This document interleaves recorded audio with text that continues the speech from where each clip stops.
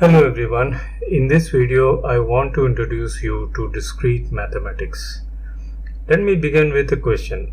What is discrete mathematics? Is it a branch of mathematics? No, it is not a branch of mathematics. Discrete mathematics became popular because of computer science. And discrete math is called discrete because it takes discrete values or discrete quantities. Some branch of mathematics takes continuous value. For example, calculus.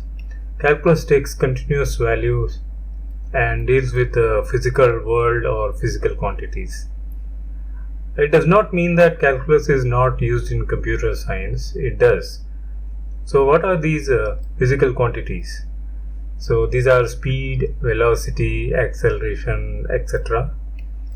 I'm sure you must have heard about it.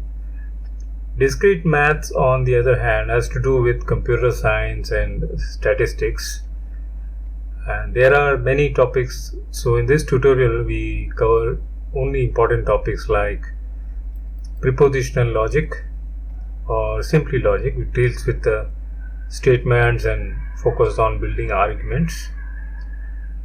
Then sets, which is simple collection of objects, and relations, functions, which is very basic to maths. Counting, where we talk about permutation and combination, and mathematical induction, and a few other topics of importance. So if you like this video, please subscribe and press the bell icon for notification on new videos. Thank you very much.